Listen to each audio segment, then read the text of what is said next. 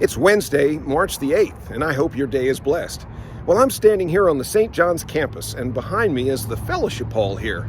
And we're going to go inside because we've got some special guests waiting to talk with us.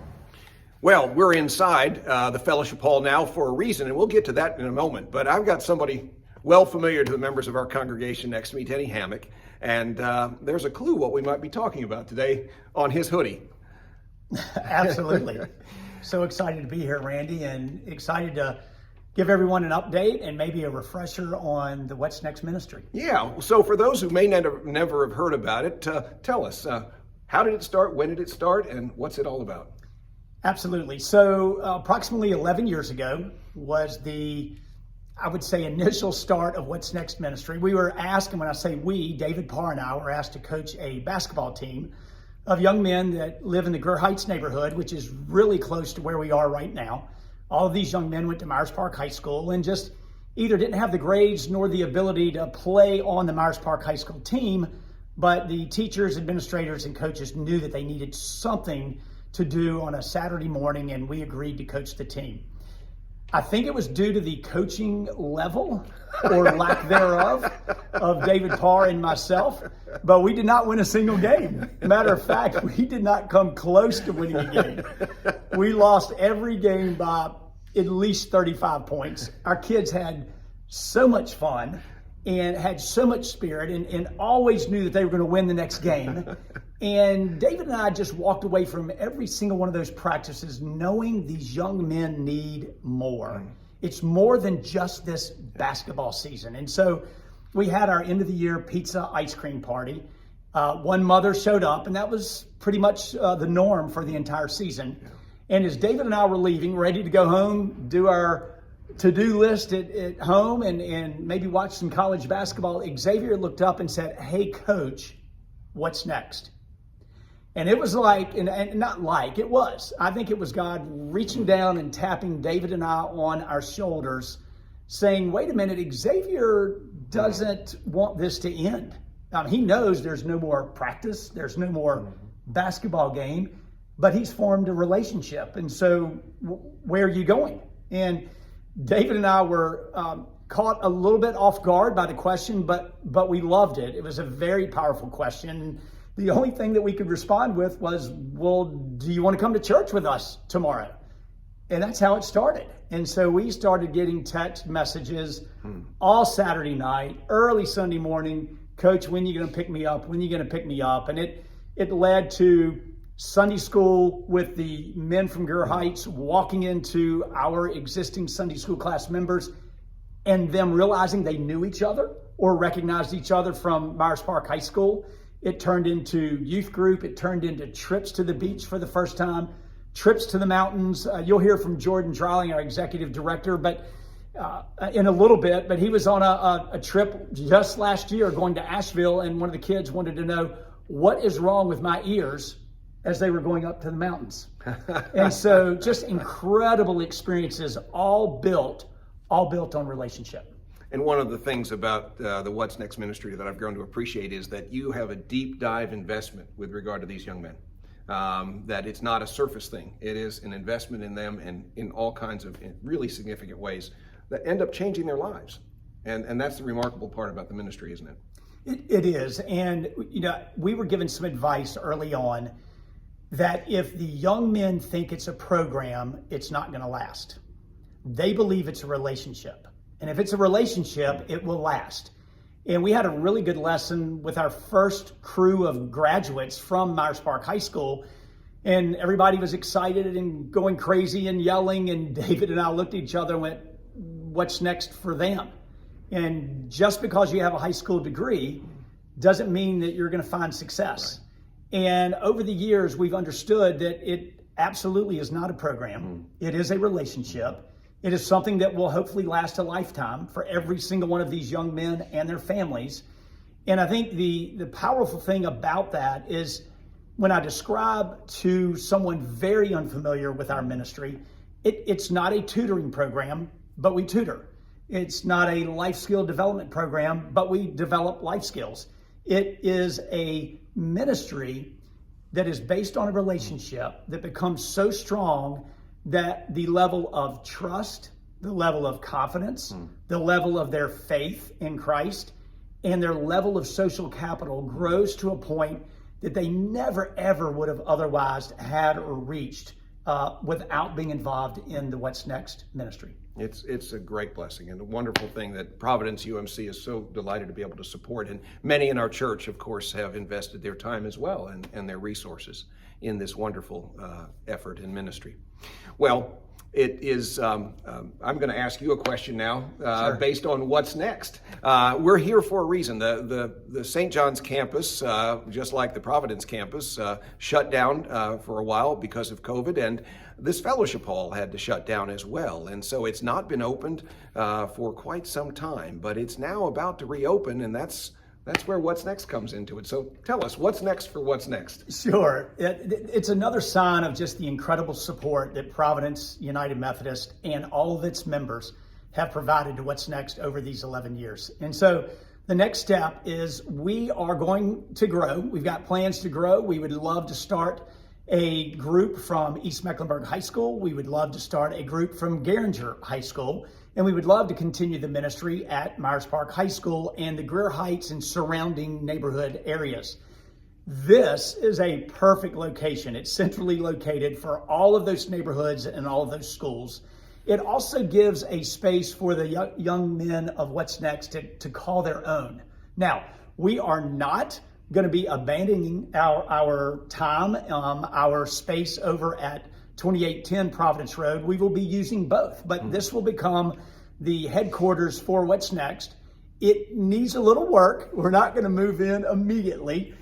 There's some tender love and care and maybe even additional more major things that need to happen. So probably timing wise, June, July is when we will be able to move in and start using the space. And the young men will bring a bunch of energy here, but they also will be over at our main campus for Sundays, for church basketball, for different events in the gym. So we'll be using both campuses, but this will become the place that they can call their home as we grow. Well, we're excited to be able to provide this to What's Next and all of the young men who are part of it. And so we're looking forward to that. Super. Well, we've got somebody else we want to talk to today as well, don't we? And we that's do. Coach Jordan Dreiling, and we're blessed with him. He is the director of the ministry, and he does such a super job with these young men, and we're delighted that he's part of this team, and we're grateful for his leadership. Absolutely. I'm going to turn it over to Jordan now. We got a call from one of our young men who was in college at the time and said, I know a great leader for What's Next. And I just thought it was ironic and awesome that we had this 19-year-old young man who had been in What's Next for 4 or 5 years, and he was doing our executive recruiting for us. So David and I headed over to Naomi Drennan Rec Center, and we met Jordan Dreiling, fell in love with Jordan's heart and his demeanor and his approach with the young men. And so for the last 4 years, Jordan has led our ministry, and we're just super excited to have him as our leader of these young men and forming incredible relationships with them. So with that, Jordan, I'm going to turn over the chair to you. Well, Jordan, we heard from Denny, and we really are grateful that you're leading this effort. You're on the front line with these young men. So how are they doing these days? Thanks for having me, Pastor Randy. Our boys are doing great right now. We're transitioning from the holidays and just kind of trying to get into our stride here into this second semester, and spring is right around the corner, so the guys are excited about that, of course. But our boys, we've been really excited to just get together, and our group is gaining steam and growing through this last year, and especially through kind of getting through the pandemic. We've had a lot of great word of mouth. We've had a lot of we've done a lot of great advancement on our recruitment. So we're constantly finding out about other kids in the area that want to be a part of What's Next. Our boys love it, and we're their family and their team, and they are each other's brotherhood, and that's really cool. That we've that we see that and that they're experiencing that, because that adds value to them personally, right, and to their life, and that's what we want to do every day. So we're growing, we're expanding, we're recruiting new staff members. We're finding new kids throughout this area and kind of north of here, but all on the east side of Charlotte. And so we're excited to build those partnerships with other area schools as well. But our boys are doing great. They're turning into leaders. Most of our boys are they are the man of their household. So our boys are leaders not only in our group, but in their communities, in their homes. And so the example that we put out there, and that the other men that are around them, you see our guys a lot over at PUMC, and they look forward to that. And we have been really intentional in that. We've been intentional in building leaders, and our boys getting the help that they need too. So we're really excited, because another need that we have is we want to add, we're in the process of adding a mental health expert to our team also. We've never done that. We've known it's a need, and it's been a need for a while, but it's really been enhanced by the pandemic and by things that our boys have went through over the last couple years. So we are bringing on a mental health professional. We're adding new part-time staff, and we're doing a lot to make sure that our boys are continuing to get better day in and day out. I love what you just said in terms of leadership development.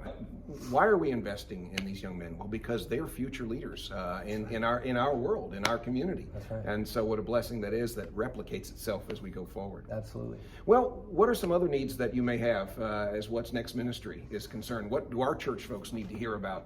And what can we do? Thank you for asking that. So, our greatest needs right now, and our church has been so supportive. Providence United has just been so giving and supportive, in our monetary needs and the finances of it, but also in the investment, in the personal investment. So we have a lot of people who ask me all the time, how can we get involved? A husband or wife, or how can my kids be around your mentors? Because they see our boys and they see how they act and how they lead. And so a lot of those opportunities we want to open up, because we have so many great resources in people and in relationships. So I would say the first thing is, we always need volunteers in tutoring and mentoring. We always need volunteers. We are starting up our dinners again. So we need families to help provide some of those dinners, some of those meals for our boys. Not just dinners, but also snacks and drinks and that sort of thing. We have teenage boys, right? And we all know how much they eat and what they go through. So, and that is the weight of their heart, right? Through their belly. So, so often that's a huge need for us. But we also need, we need the support of furnishing our new space, and so we're looking for, everything from nice couches, area rugs, TVs, gaming consoles. If you've updated to the PS5 and you have a PS4, then we would love it. Our boys would be thrilled with that. So those things would be great if those are all needs for us. And other than that, just anything that can enhance community, anything that can bring community. We love the Wednesday dinners at the church, because our boys are there, and that's where they learn a lot about our other members too, and it's just a great way to connect, and you never know where that can lead, right? Absolutely. Well, I've got to tell you, we are excited about it. We're delighted that this ministry continues. Many thanks to Denny and to you, Coach Jordan, and to David Parr, and all those over the years who have been so active in this ministry. I want to challenge our church members to do something else, and that's to pray for the What's Next ministry. Hold this ministry in your prayers, lift it up to God, and ask God's guidance for the ministry in general, and for your role in furthering it. We feel very privileged that this is part of Providence United Methodist Church, and so we look forward for many, many years of continuing it. I've got to tell you, I am all in when it comes to What's Next.